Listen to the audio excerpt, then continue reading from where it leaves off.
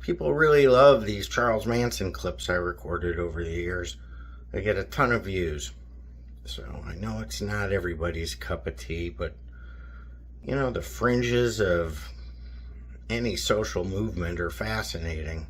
Charlie covers rock and roll, cults, psychedelia, and all kinds of stuff. Fandom, you know, towards the end, and celebrity. So this one's good. It's got Sandra Good. Ha, that worked out well. And a lawyer and one of Charlie's old cellmates, and it's worth watching. Especially if you're a Charles Manson fan. But first up, Charles Manson. He is a terrible person, no question, and much has been written about him. But few know that Manson still exerts influence from prison. Here's Tony Cox with an Inside Edition investigation.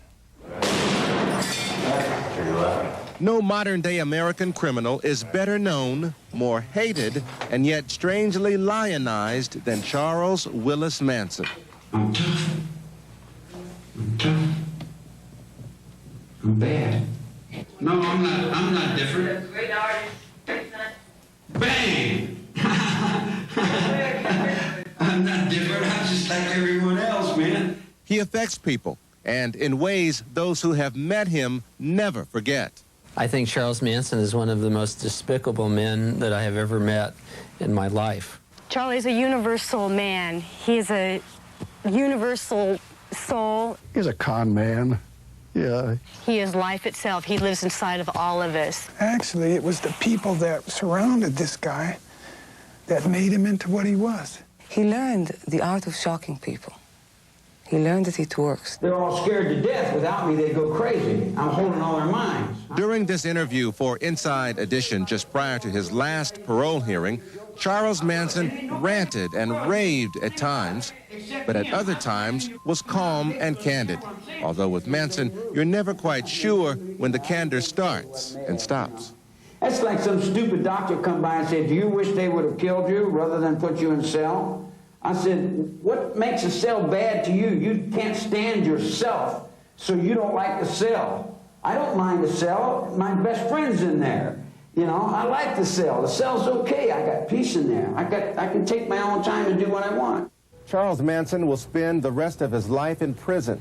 For his role, he was the mastermind, officials say, of one of the most gruesome mass murders this nation had ever seen.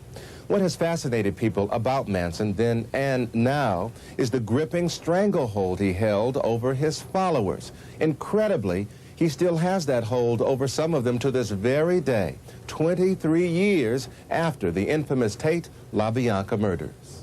One of them is this woman, Sandra Good, an original Manson family member who today lives near the prison just so she can be close to Charles Manson. In an exclusive on-camera interview for Inside Edition, she is still fighting for him. The crimes, the so-called, those weren't crimes. That was war. That was a holy war. And that had nothing to do with Manson. The crimes. Friday night, August 9th, 1969. 5 members of the Manson family brutally attacked and murdered actress Sharon Tate and 4 others in her Benedict Canyon home. Tate was 8 months pregnant. The very next night, in their home in the Los Feliz section, Rosemary and Lino LaBianca were savagely tortured and killed in a second attack by Manson followers. The killers left their mark both places, spreading their victims' blood on the wall and announcing the start of Helter Skelter, the race war between blacks and whites. What emerged during the extensive investigation and highly publicized trial that followed was a close-up look at a group of mostly young men and women turned vicious killers. Their leader was a vagabond convict and musician. But to them, Charles Manson was no mere mortal. He was the Messiah. I'm not the savior, you know. Don't put save the world on me. That's what got me in this mother insanity, man. He's a self-realized human being. He's all the way alive. But it doesn't surprise me that she would say something nice about him. She's devoted her life to him and has spent 10 years in prison because of him, and now will stay up there in that area, even though the prison officials won't let her come and visit him. But I guess she feels if she can be close to him and get his vibes, that's all she wants out of life. But Manson's former prison mate says Sandra Good is not alone. While many of the original family members have totally split from Manson, he still has a following. There are many, many teenagers that worship this man as a living Christ, the Savior. How do you know that?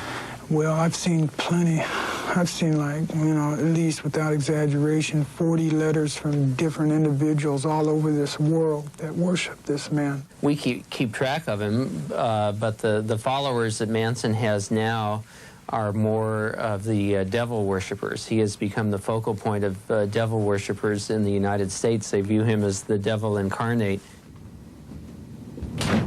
David Steiber knew nothing about devil worship when he went to Barker Ranch in Death Valley one October day in 1969. He and fellow highway patrolman Jim Purcell made several arrests over 2 days.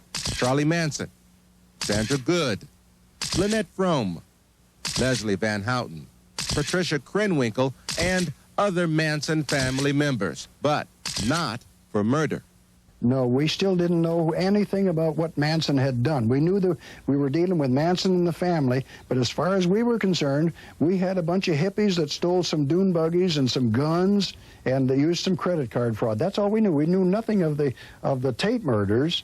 Charles Manson has been in jail ever since that October day, coming up periodically for parole hearings and running into the man who helped convict him, Stephen Kay. The only thing that's changed about Charles Manson is that he's physically aged. Other than that, he's the same person that he was when he was arrested for these murders at Barker Ranch in Death Valley on October 12, 1969. Charlie didn't kill anybody. It's Bugliosi and Stephen Kay and a bunch of very small-minded people with huge egos making a lot of money on books and being important by being big, by keeping Charlie down and lying about it, too. What is it that you think Charles Manson wants more than anything else? I think he wants out of prison. I think he wants to go to a desert and be left alone. I don't see anything out there. I want to parole out there, too. Why would I want to go out there? I mean, what do they got out there that I want? Every time I go out there, they get me in trouble and say it's all my fault.